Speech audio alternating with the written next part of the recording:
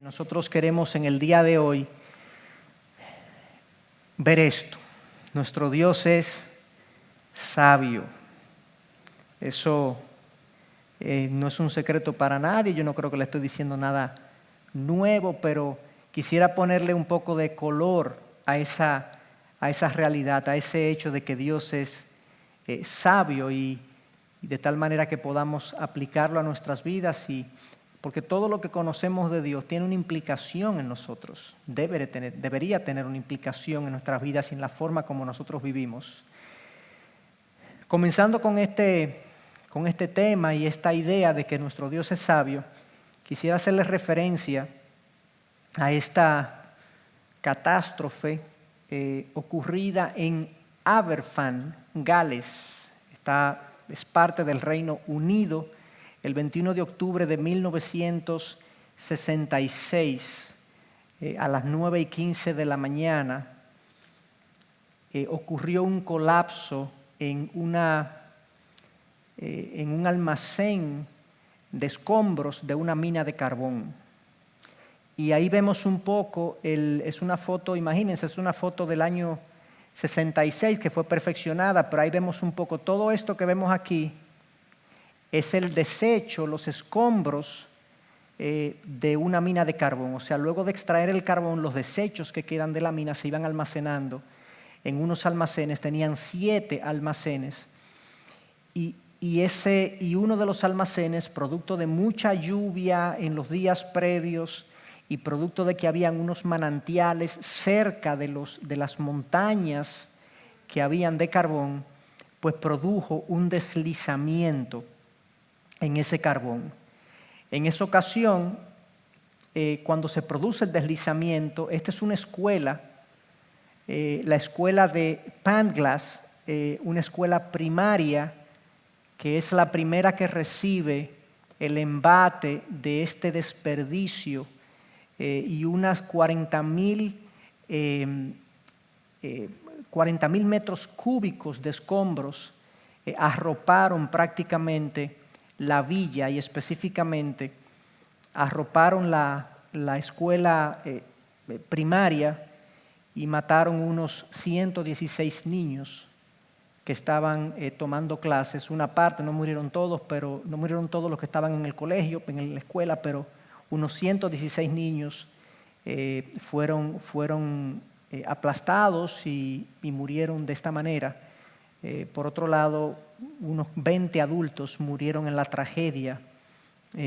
También, yo en la medida que revisaba y leía de este desastre, literalmente, cuando uno lo ve, uno lo puede buscar en internet y va a encontrar múltiples fotos. Hay personas que salen llorando.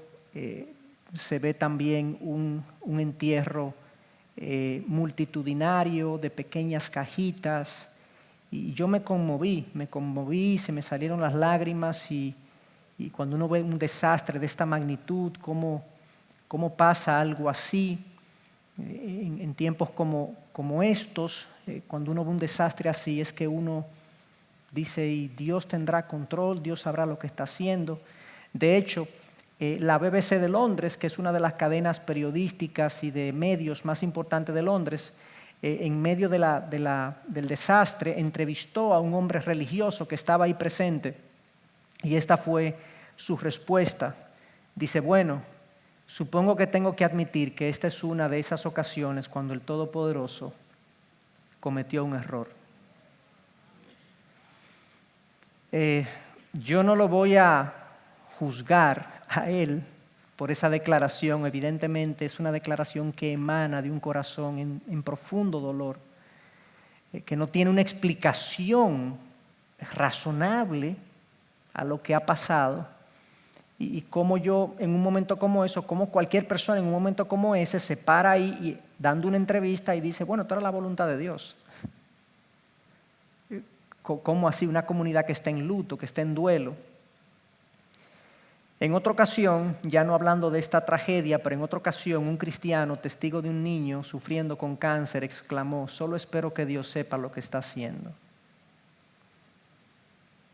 Son expresiones normales en medio del dolor que nosotros vemos que en este mundo sufrimos.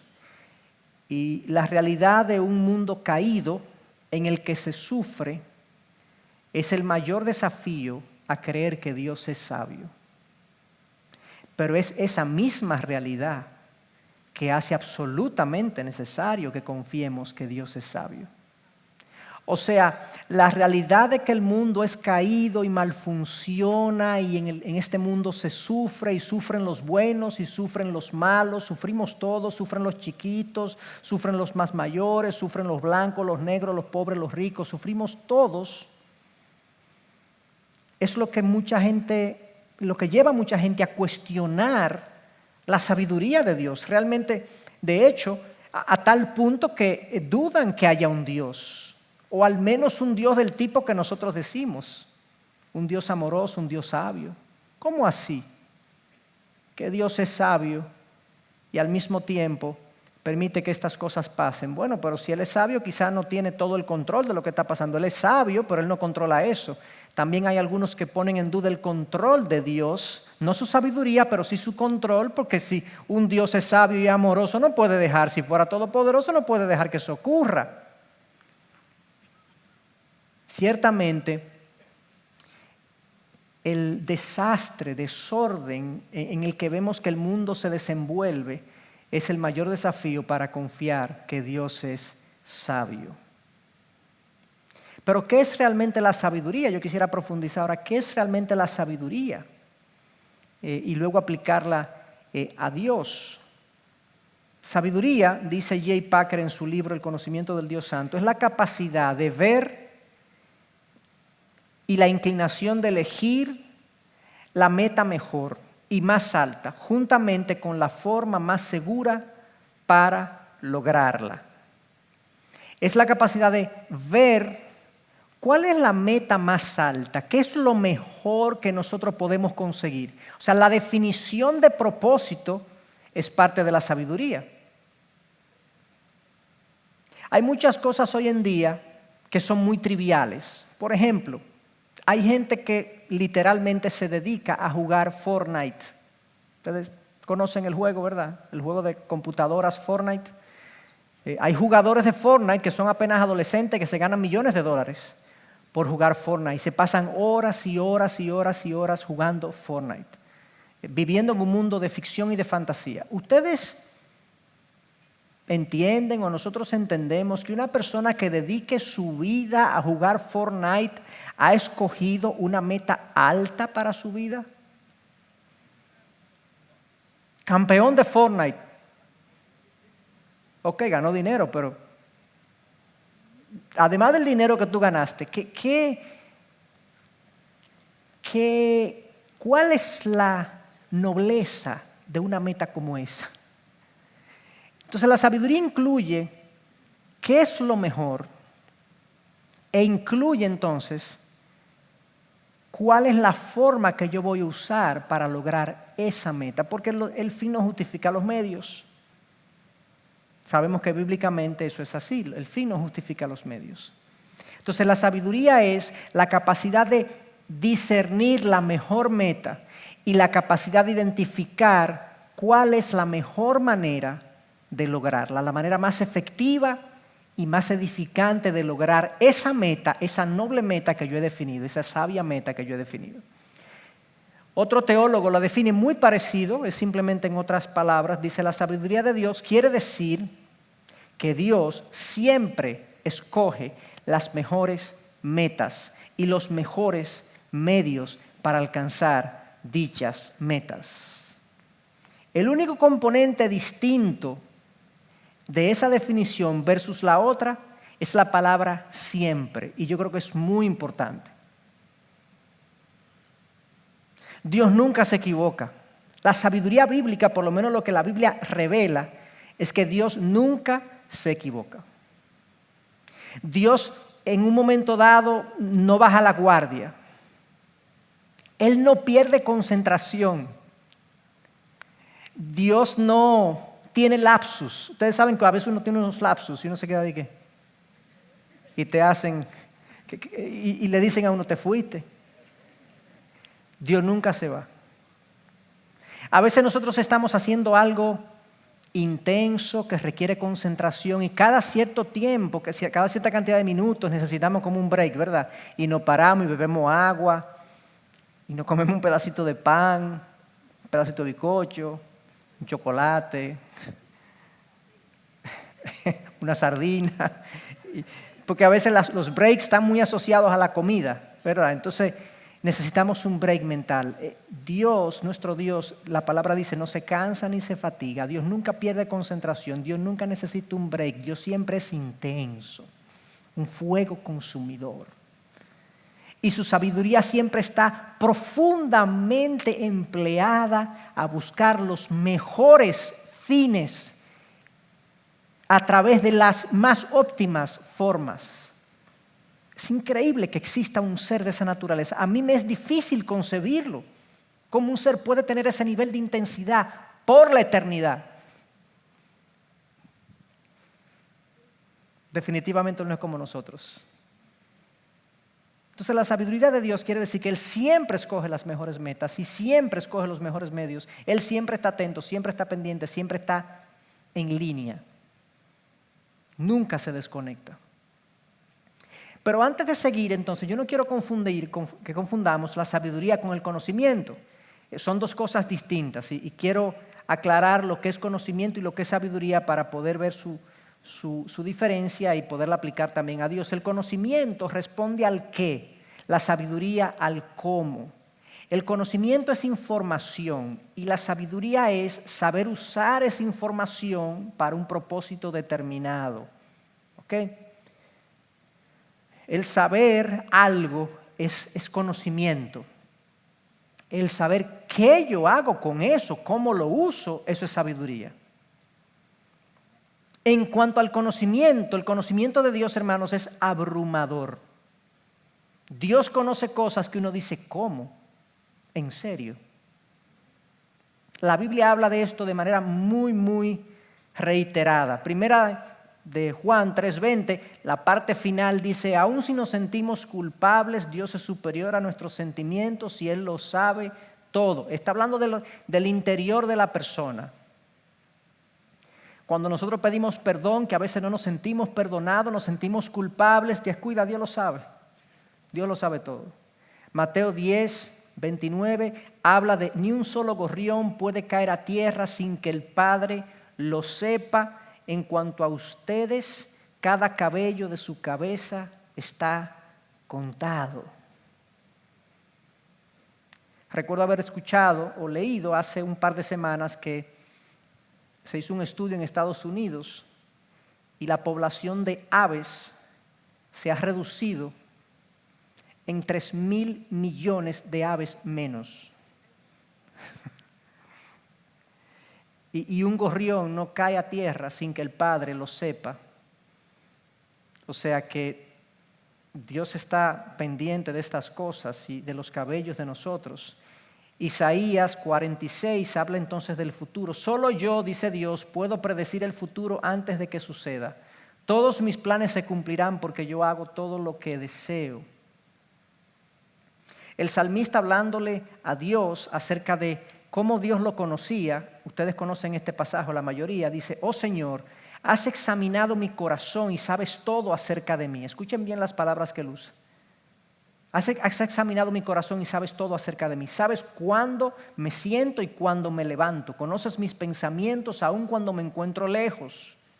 Me ves cuando viajo y cuando descanso en casa. Sabes todo lo que hago. Sabes lo que voy a decir, incluso antes de que lo diga, Señor.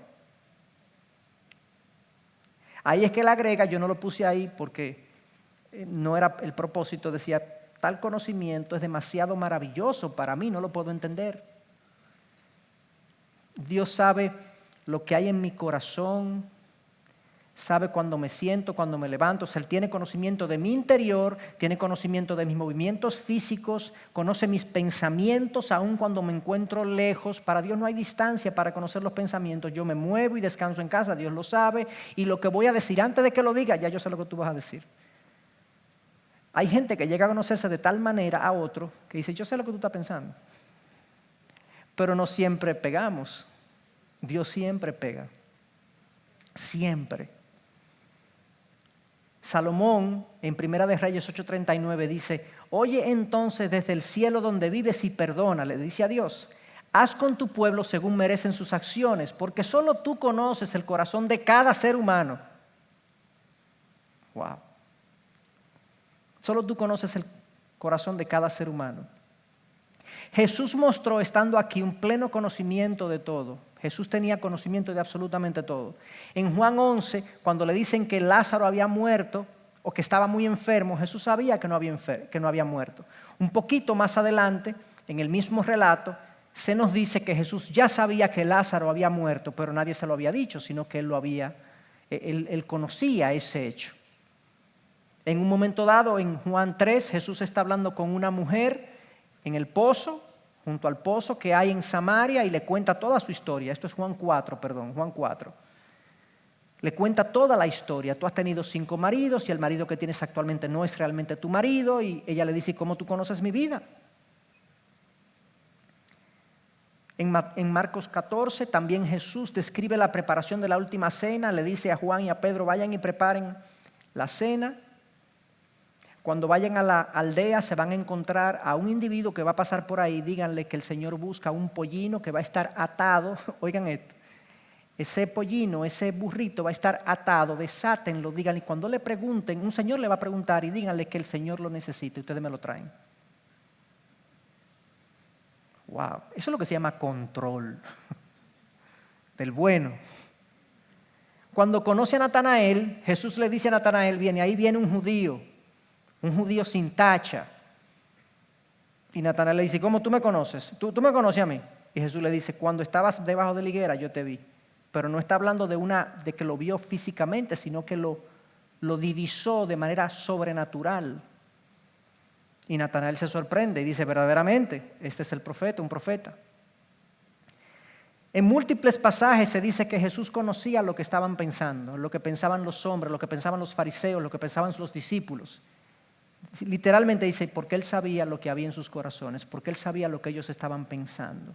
Entonces, este conocimiento pleno de Dios, esto es conocer las cosas. Entonces sucede que la sabiduría de Dios cuenta con el pleno conocimiento de todo. En este sentido, Dios siempre puede decidir lo mejor en vista de que conoce todas las opciones posibles y la totalidad de las circunstancias presentes.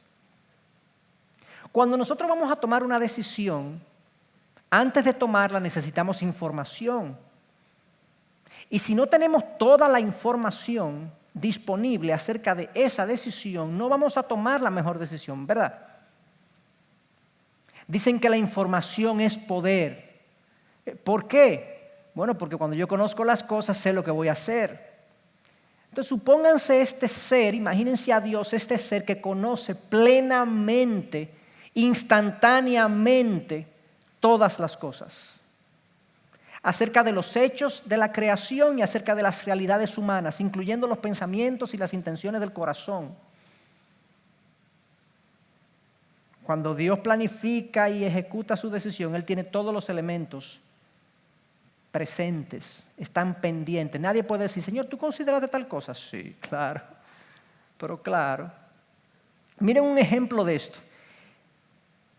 En Génesis 18, nosotros vemos este evento, conocido evento, donde Dios le dice, y el Señor dijo, el clamor de Sodoma y Gomorra ciertamente es grande y su pecado es sumamente grave. Descenderé ahora y veré si han hecho en todo conforme a su clamor, el cual ha llegado hasta mí. Y si no, lo sabré. Eso es cuando Dios le informa a Abraham que va a destruir a Sodoma y Gomorra. Abraham, cuando escucha esto, ¿qué hace Abraham? Abraham comienza a interceder, oye, que no lo destruya, que no la destruya. Posiblemente la razón por la que Abraham está intercediendo por Sodoma y Gomorra es porque su sobrino Lot con su esposa y sus hijos, están en la ciudad. O sea, Abraham tenía familia en Sodoma y Gomorra. Y Abraham entonces comienza con esta oración. Miren la oración de Abraham. Y Abraham se acercó y dijo: ¿en verdad destruirás al justo junto con el impío? Tal vez haya 50 justos dentro de la ciudad. ¿En verdad la destruirás y no perdonarás el lugar por amor a los 50 justos que hay en ella? Abraham comienza con este diálogo. Y le dice después, Dios le dice, no hay 50. Y Abraham le dice, ¿y hay 45? No hay 45. ¿Y hay 40? No hay 40. ¿Y hay 30? No hay 30. ¿Y hay 20? No hay 20. Es increíble que Dios tenga tanta paciencia con Abraham. Que en un momento del diálogo Dios no le diga, pero ven acá, Abraham, y que yo soy relajo tuyo.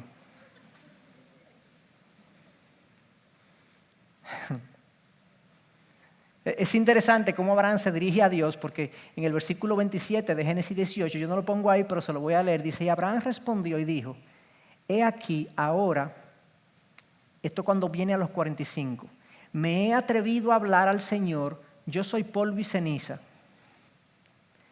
Si tú eres polvo y ceniza, ¿qué es lo que tú estás hablando? Pero bueno, él sigue. Tal vez falten 5 para los 50 justos. ¿Destruirás por los 5 a toda la ciudad? Y él respondió, no la destruiré si hallo 45. Y Abraham le habló de nuevo y dijo, tal vez se hallen allí 40. Y él respondió, no lo haré por consideración a los 40. Entonces Abraham dijo, no se enoje el Señor. Hablaré, tal vez se hallen allí 30. Y él respondió, no lo haré si hallo 30. Y Abraham dijo, he aquí, ahora me he atrevido a hablar al Señor. Tal vez se hallen 20. Y él respondió, no la destruiré por consideración a los 20. Entonces dijo Abraham, no se enoje el Señor contra mí. Hablaré solo esta vez. Tal vez se hallen allí 10. Y el Señor respondió, no la destruiré por consideración a los 10. Yo veo en ese diálogo, o sea, es una cosa para analizarla. Vemos a un Dios tan amoroso, tan paciente con Abraham. Lo primero es que Dios le revela a Abraham sin tener que hacer lo que él va a destruir a Sodoma y Gomorra. Dios se pregunta incluso versículos antes, ¿no le voy yo a revelar a Abraham, mi siervo, que yo voy a destruir a Sodoma y Gomorra? Claro que se lo voy a revelar, se lo voy a decir. O sea, Dios se revela sin tener necesidad ni de verle nada a Abraham. Y luego esta conversación donde Abraham es insistente, ¿se dieron cuenta? Es como el que viene, excúsame, mira, tú me excusas, pero tú tuviste en cuenta que ahí puede haber 50 gente que no tenga nada que ver con este lío. En las respuestas de Dios, ¿qué es lo que Dios está diciendo en pocas palabras? Abraham, yo sé que no hay 50. Abraham, yo sé que no hay 45. Abraham, yo sé que no hay 30. Abraham, yo sé que no hay 20. Abraham, no hay 10. Abraham, esta decisión yo la he tomado, yo tengo todo el conocimiento y toda la información de todo el que está en Sodoma y Gomorra y yo sé. Por eso puse ahí, Dios indica a Abraham, yo sé. Dios tiene todo el conocimiento y cuando toma una decisión, ya contó con todos los elementos necesarios para hacer de esa decisión la mejor y más óptima decisión a la luz de su sabiduría. Otro ejemplo, Génesis 50:20. Es un versículo, una historia que todos los conocemos, la historia de José, que se va a Egipto, vendido por sus hermanos, hijo de Jacob. Al final de la historia, 14 años después, le voy a hacer la historia brevemente ahora, dice, vosotros pensasteis en hacerme mal, pero Dios lo tornó en bien, para que sucediera como vemos hoy y se preservara la vida de mucha gente. Este joven, José, es vendido por sus hermanos. Sus hermanos tenían celos contra él, envidias contra él, porque el papá lo tenía como favorito. Y los hermanos lo cogieron y lo vendieron a unos mercaderes que iban para Egipto y le dijeron a su papá, se lo comió una fiera. Y José llega a Egipto y cuando llega a Egipto lo venden como esclavo. La próxima vez que vemos a José lo vemos trabajando como esclavo en la casa de un oficial del gobierno. Lo vemos ahí un tiempo. La esposa del oficial se sintió atraída hacia José de Potifar y lo acusa injustamente. Como José no quiso estar con ella ni ceder a sus pretensiones, lo acusa injustamente y le dice: este me trató de hacer daño y se trató de aprovechar de mí. Y sucede que José es llevado a la cárcel injustamente. Ahí está preso durante 7 años. Estando ahí conoce al copero y al panadero del rey que estuvieron presos. Habla con el copero y el panadero, le interpreta unos sueños y le dice: por favor, cuando ustedes salgan de aquí, acuérdense de mí. Ellos se fueron, no se acordaron de José. 2 años después lo mandan a buscar a José y le interpreta un sueño a Faraón. Y ahí comienza el ascenso de José, cuando le interpreta un sueño a Faraón. Pero José, entre el momento que lo venden y el momento que él comienza su ascenso, pasan 14 años. Yo me pregunto, hermanos, en el año 4 de José, que él fue vendido por sus hermanos, está fuera de su casa, de su familia, tuvo que llegar a una nación desconocida, está aquí como esclavo y está preso. Si José viene a consejería conmigo y me cuenta su historia, ¿qué yo le voy a decir? No te preocupes, que Dios va a salir de... Tú verás que Dios te va a prosperar, que Dios...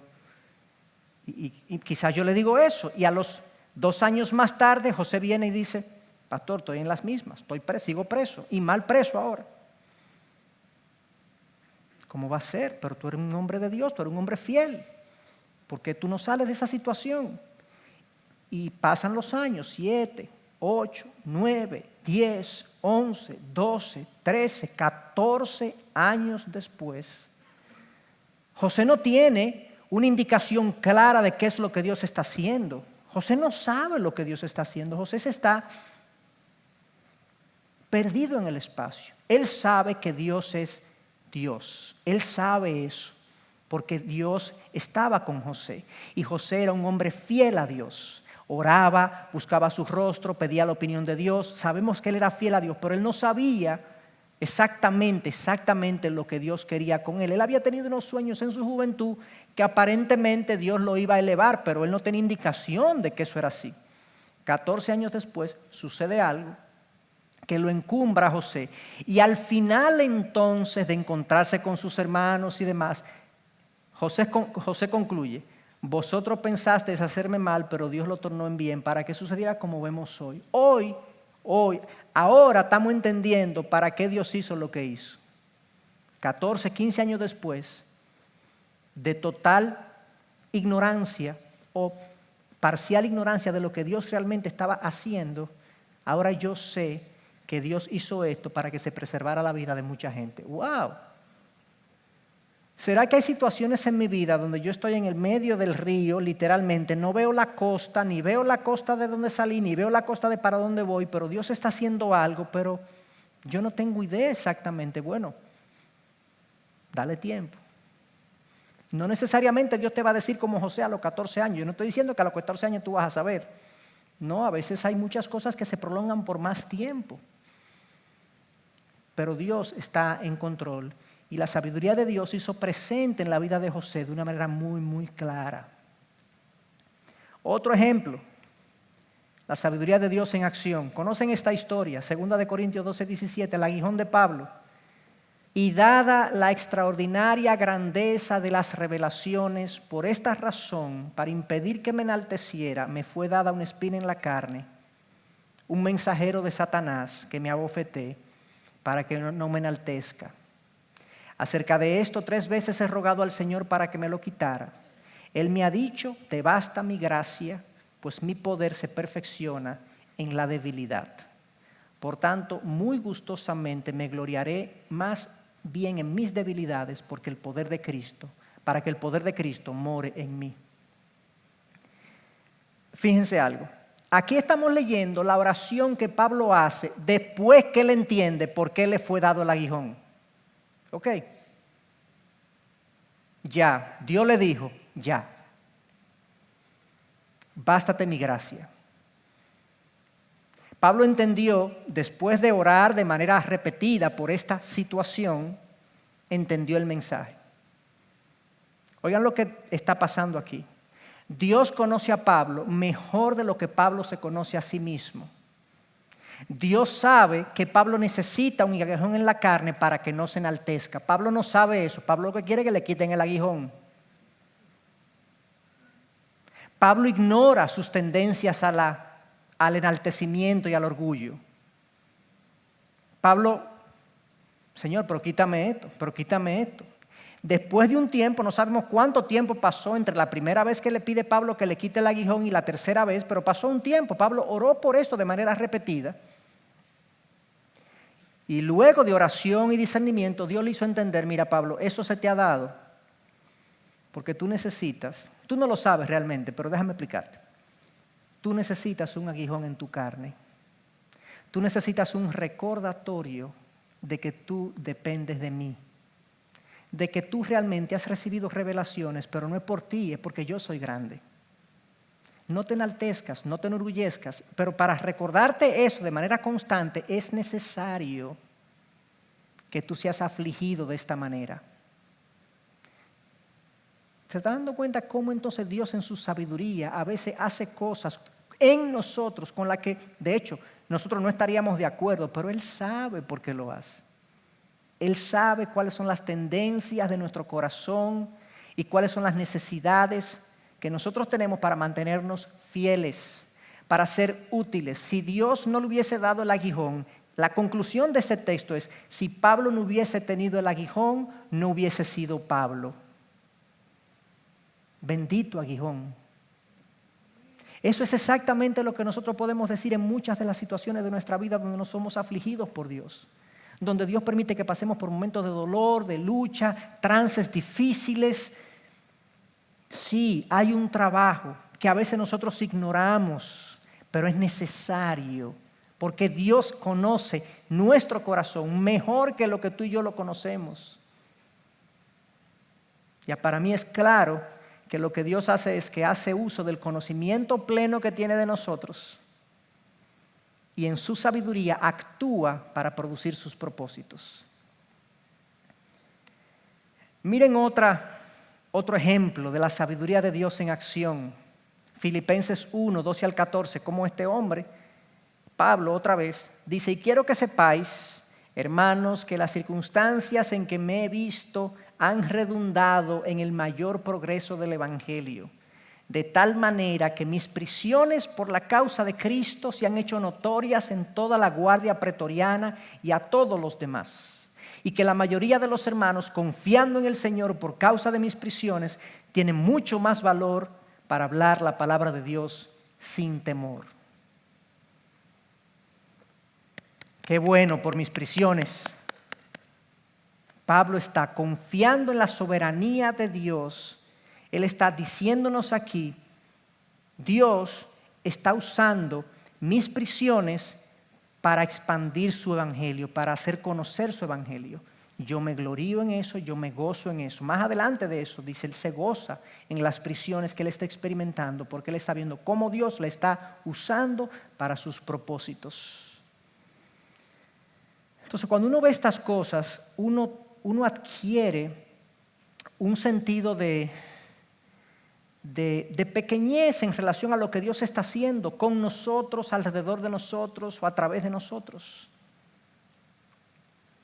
Estos son simples ejemplos a lo largo de la Escritura. Hay muchísimos más que podemos presentar de cómo Dios usa el conocimiento que tiene de nosotros para hacer en nuestros corazones y con nuestra vida cosas que nosotros no hubiesen sido elegidas por nosotros, pero Él las hace porque Él tiene propósitos específicos y Él sabe lo que nosotros necesitamos. Entonces, deduciendo algunas cosas de estos pasajes que acabamos de ver, algunos de los principios o aspectos de la sabiduría de Dios que podemos ver en estos pasajes. Primero, la sabiduría de Dios siempre está en búsqueda, en procura de la gloria de Dios. Eso lo vamos a ver en un momentito adicionalmente, pero lo podemos ver en los pasajes anteriores. Siempre hace lo que se propone. Número 3, no puede ser discernida plenamente. Y número 4, es confiable. Son 4 aspectos esenciales que yo quisiera brevemente exponer en cuanto a la sabiduría divina. Ya vimos en los pasajes que vimos, en las situaciones que presentamos, algunas de estas cosas, y aquí lo voy a como a sintetizar.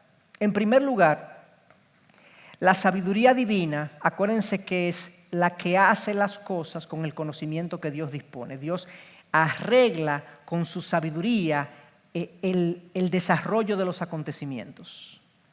¿Y qué es lo que Dios persigue? ¿Qué es lo que Dios busca? Bueno, busca su gloria. Es el mejor y más alto fin del universo. Que Dios, el único que merece gloria, sea glorificado. Ojo, cuando Dios es glorificado, los hombres son beneficiados. Cuando el universo no funciona así, el hombre es perjudicado. Pero cuando Dios es glorificado, los hombres son bendecidos. Miren cómo Romanos 11:36 habla de esto. Y es un pasaje muy, muy conocido, pero no sé si lo hemos visto en este contexto. Dice, pues todas las cosas provienen de Él y existen por su poder y son para su gloria. A Él sea toda la gloria por siempre. Amén. Pablo culmina una serie de declaraciones en el capítulo 11 de Romanos que son maravillosas. Incluso él acaba de hablar de la sabiduría de Dios. Acaba de hablar del plan de salvación y concluye, oh profundidad de las riquezas y de la sabiduría de Dios, cuán inescrutables son tus caminos. Y después de esto es que viene, pues todas las cosas provienen de Él y existen por su poder y son para su gloria. Todas las cosas son para su gloria. Yo soy para su gloria. Mi vida es para su gloria. Debería ser para su gloria. Y lo que ocurre en mi vida es para su gloria. Packer dice en uno de sus libros, en su libro El conocimiento del Dios Santo, la sabiduría de Dios nunca se comprometió a mantener la felicidad de un mundo caído, ni a hacer que la impiedad resulte beneficiosa. Ni siquiera a los cristianos se les ha prometido una vida libre de penurias, más bien al revés. Para la vida en este mundo tiene objetivos que no son simplemente hacer que las cosas les resulten más fáciles a todos. Oigan esa última expresión. Para la vida en este mundo, Dios tiene objetivos que no son simplemente hacer que las cosas les resulten fáciles a todos. Es una enseñanza falsa pensar que Dios procura siempre mi facilidad en la vida. Eso es una herejía, yo diría. Porque la facilidad con frecuencia no produce carácter. Típicamente nosotros necesitamos la incomodidad, la inconveniencia para producir carácter. Ahora, ¿qué pasa? Cuando el carácter es producido, el gozo es el resultado. O sea, no quiere decir entonces lo que Dios quiere es que yo esté incómodo, que yo esté molesto, irritado. No. Es que cuando Dios produce un carácter santo, producto de las incomodidades que Él permite en mi vida, resulta en un gozo del alma superior a cualquier gozo y alegría que este mundo me pueda dar. Lo que Dios está procurando en su sabiduría es su gloria. Lo segundo que quiero mencionar es que la sabiduría divina siempre hace lo que se propone. Job 12:13 nos dice de la sabiduría, y hablando de Dios, dice en Él, en Dios, están la sabiduría y el poder, el consejo y el entendimiento son suyos. Esta combinación es muy poderosa. La sabiduría y el poder. Hay gente sabia con cero poder que no puede hacer nada, ¿verdad? Hay gente poderosa que no tiene ningún poder, que es un problema. Ustedes no han visto cuando, quizá en algunas películas y demás, una persona que no tiene destreza con un arma, le dan un arma y hace así de que, ¿y qué es esto? Porque poder en manos de una persona que desconoce o no tiene destreza es un peligro. Pero en Dios se conjuga la sabiduría absoluta con el poder infinito y entonces un ser absolutamente confiable. Miren cómo lo dice también otra vez Packer. La sabiduría sin el poder resulta patética, una caña quebrada. El poder sin la sabiduría resultaría simplemente aterradora. Pero en Dios, la sabiduría ilimitada y el poder infinito se unen, y esto hace que Él sea digno por completo de nuestra plena confianza. Nosotros servimos y honramos a un Dios que es todo sabio y todopoderoso. Aquella catástrofe que yo le presenté al principio no se escapó del poder de Dios ni está por fuera de su sabiduría. Que no lo entendamos es otra cosa. Pero Dios declara que Él es todo sabio y todopoderoso y en todo momento tiene conocimiento y control de las cosas que pasan en su universo. El tercer aspecto de la sabiduría divina es que no puede ser discernida plenamente. Y aquí hago referencia al texto que cité hace un momentito. Dice, qué grande es la riqueza, la sabiduría y el conocimiento de Dios. Es realmente imposible para nosotros entender sus decisiones y sus caminos. Por lo menos plenamente. Por eso puse, no puede ser discernida plenamente. Hay muchas cosas en nuestra vida, hermanos, en el mundo que pasan, que por más estudio teológico y por más que conozcamos la Biblia, tampoco tendremos explicaciones. No conocemos todo lo que Dios está haciendo. Este pasaje de Romanos 11, precisamente Pablo lo exclama después de razonar por 11 capítulos de la gracia de Dios, del plan de Dios, de la salvación de Dios, de cómo Dios unió en un solo pueblo a gentiles y a judíos. Y Pablo dice, ¿quién se podría imaginar hace 400, 500, 600 años atrás, hace 1000 años, Abraham? ¿Cómo se podía imaginar Abraham que Dios estaba detrás de esto? ¿Cómo se podía imaginar David que Dios estaba detrás de esto? Con todos los componentes que tiene el plan de salvación. Por eso es que Pablo dice, oh profundidad de las riquezas y de la sabiduría de Dios, cuán inescrutables son tus caminos. Esa es otra traducción. Es realmente imposible para nosotros entender tus decisiones y tus caminos. Le voy a poner un ejemplo de lo que le quiero decir. Todos conocen la historia de Job y saben cómo comienza la historia de Job. Yo traje un pasaje en el capítulo 1 para recordarle a ustedes cómo comienza. Job es un hombre recto delante de Dios y Satanás, literalmente Satanás y Dios conversan acerca de Job. Y oigan lo que le dice Satanás al Señor. Estoy poniendo la parte que me interesa. Dice, respondió Satanás al Señor, ¿acaso teme Job a Dios de balde? ¿No has hecho tú una valla alrededor de él, de su casa, de todo lo que tiene por todos lados? Has bendecido el trabajo de sus manos y sus posesiones han aumentado en la tierra. Pero extiende ahora tu mano y toca todo lo que tiene, verás si no te maldice en tu misma cara. Eso es Satanás a Dios. Entonces el Señor dijo a Satanás, he aquí, todo lo que tiene está en tu poder, pero no extiendas tu mano sobre él. Y Satanás salió de la presencia del Señor. La pregunta que yo pongo aquí, ¿cómo podía Job saber lo que realmente estaba pasando con él? O sea, Dios y Satanás tienen literalmente un argumento. Satanás alega que Job es fiel porque Dios lo protege. Y parece ser que Dios lo estaba protegiendo. Pero Dios le dice a Satanás, no es así. De hecho, te lo voy a entregar para que tú hagas con él lo que quieras, excepto que no lo toques a él, que no le quites la vida, en otras palabras. Y a Job le caen todas las aflicciones que humanamente le pueden caer a un ser humano. Pierde sus hijos, pierde sus posesiones, todas sus posesiones, pierde sus hijos y pierde su salud. Y luego vienen sus amigos a acusarlo y a decirle que él está mal delante de Dios. O sea, todo lo que tú puedes tener lo perdió Job.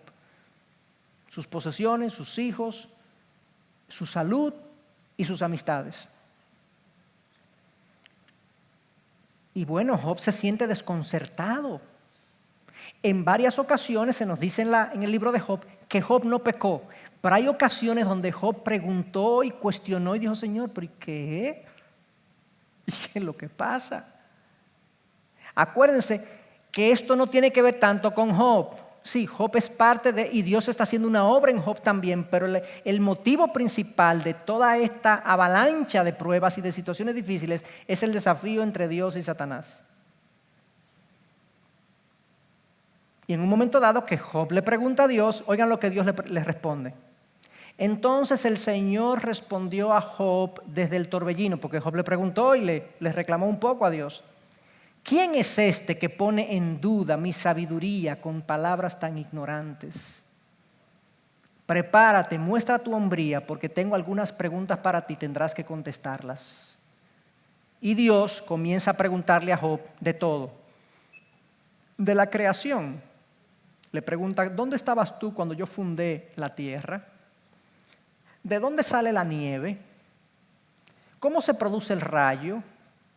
Le habla del avestruz, le habla del caballo. Y le dice, si tú no sabes ninguna de estas cosas, que son cosas que tú observas, mucho menos, Job, tú vas a saber lo que está pasando aquí. Déjamelo a mí. Déjamelo a mí. Confía en mí. Tú no vas a saber. Esto está muy por encima de ti. De hecho, Efesios 3:10 es un pasaje que Pablo dice que Dios está usando la iglesia para enseñarle a los poderes celestiales, a los ángeles y los demonios, cosas de Dios. O sea que nosotros somos los tubos de ensayo para Dios mostrar cosas a seres angelicales. O sea que a mí me pasan cosas porque Dios está enseñando algo, sí, todo eso para traer gloria a nuestro Dios. La sabiduría de Dios es insondable. Eclesiastés dice en 8:17, me di cuenta de que nadie puede descubrir todo lo que Dios está haciendo bajo el sol. Ni siquiera los más sabios lo descubren todo, no importa lo que digan. Es así. Ahora bien, dicho todo eso, la Biblia dice que la sabiduría de Dios, aunque es insondable, es absolutamente confiable. La Biblia afirma categóricamente eso.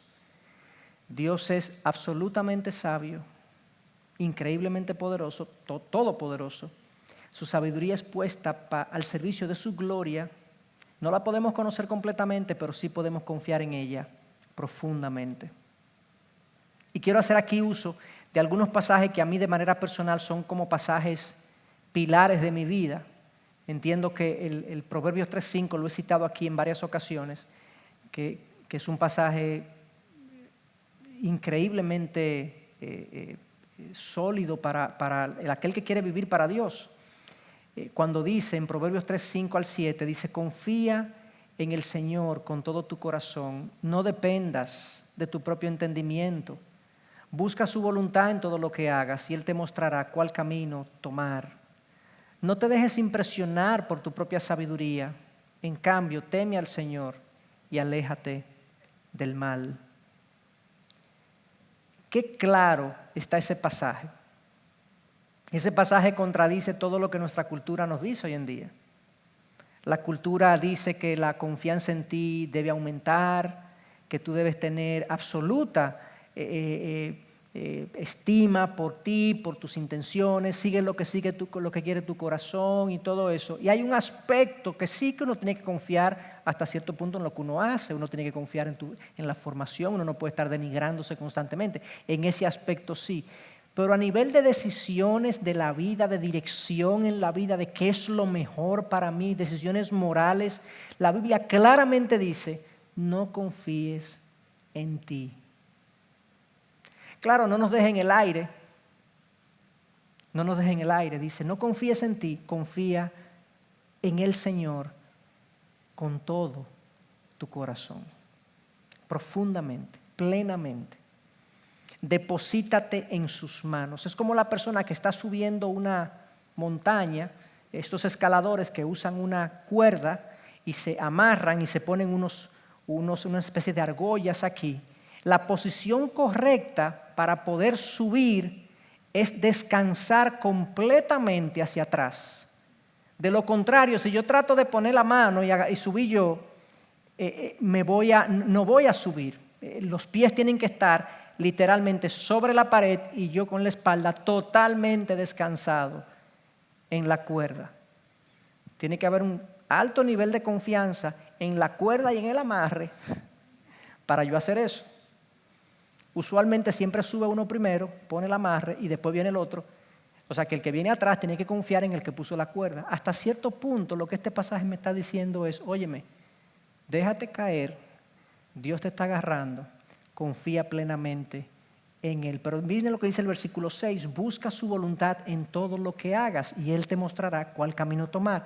Hay una relación en la que yo alimento esta sabiduría. ¿Cómo yo confío en Dios? ¿Cómo yo me dejo guiar por Él? Hay una relación íntima de comunión con su palabra, de comunión con Él, donde yo voy buscando su voluntad en cada aspecto de la vida. No te dejes impresionar por tu propia sabiduría. Una vez más, en cambio, teme al Señor y aléjate del mal. En eso consiste la vida cristiana. La vida cristiana consiste en creerle a Dios lo que Él diga, lo que Dios entienda. Eclesiastés, que es el libro que muchos dicen es el libro de sabiduría, además de Proverbios por excelencia, porque nos habla de la vida, después de razonar muchísimas cosas acerca de lo que es la vida y para qué estamos aquí y que realmente todo es vanidad de vanidades, todo es vanidad, todo lo que la vida ofrece es vacío, no tiene mucho sentido, él termina su discurso con este pasaje. Dice, aquí culmina el relato. Mi conclusión final es la siguiente. Teme a Dios y obedece sus mandatos, porque ese es el deber que tenemos todos. Dios nos juzgará por cada cosa que hagamos, incluso lo que hayamos hecho en secreto, sea bueno o sea malo.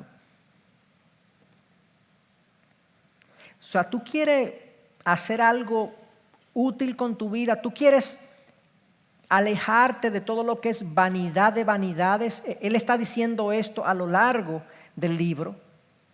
Y vanidad de vanidades, vanidades significa vacío, enigmático. Vanidad de vanidades el mundo es lo más vacío que uno se pueda imaginar. Ese es el superlativo de vacío. Y él habla de la riqueza, del poder, él habla de el entretenimiento, el placer, él habla de la comida, de todo eso. Él dice, todo esto es vanidad de vanidades. Ahora, tú quieres alejarte de eso y vivir una vida con sustancia, que no sea vacía, sino con sustancia. Déjame decirte, mi conclusión final es esta. Teme a Dios, obedece sus mandatos. Ese es el deber que tenemos todos. Y ojo, Dios te va a pedir cuentas. Dios te va a pedir cuentas por todo. Todo lo que hayamos hecho públicamente o privadamente, sea bueno o sea malo. Si uno tuviese ese solo versículo, digamos de toda la Biblia, ese sería un buen versículo para vivir. Obviamente necesitamos otras cosas porque ahí no está incluido completamente el Evangelio de que necesitamos salvación en Cristo. Pero si nosotros vivimos con una conciencia clara todos los días de que Dios nos va a juzgar por todas las cosas que hagamos, nosotros viviríamos una vida con más sobriedad, con más sabiduría. Haríamos una mejor selección de las cosas que perseguimos, del tiempo como lo asignamos.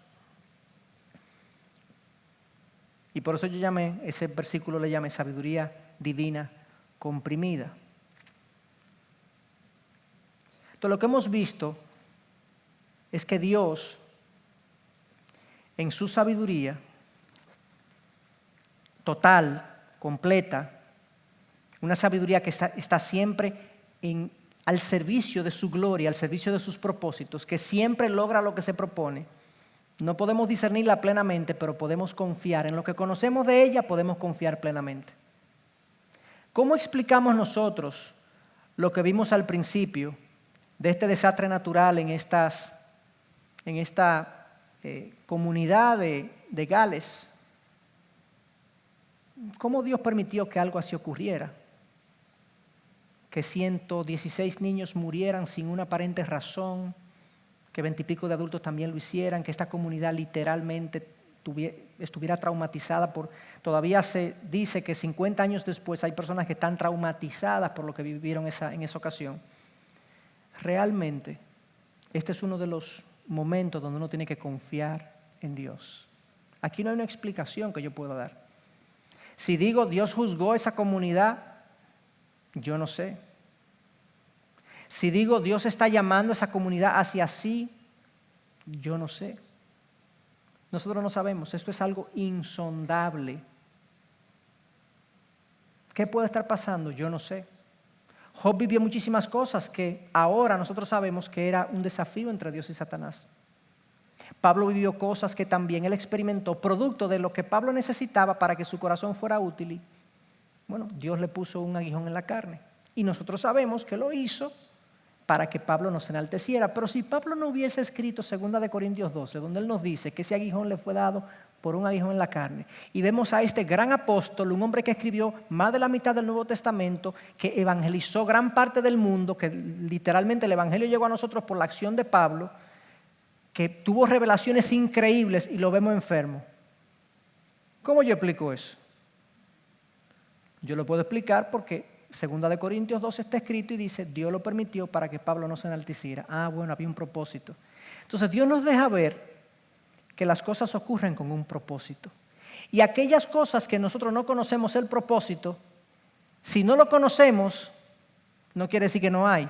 Hay uno, Él lo tiene, Él sabe, Él lo entiende. Nos será revelado más adelante. Yo me imagino que Job, en la presencia de Dios donde está ahora, bueno, ya habrá conocido por qué fue que él fue afligido de la manera en que fue afligido. Y ojo, en el caso de Job, en vida, él no supo por qué fue afligido. O sea que muchos de nosotros también podemos pasar por situaciones en la vida que no lleguemos a una conclusión categórica de por qué Dios permitió eso específicamente. ¿Y qué nos toca? Confiar en Dios.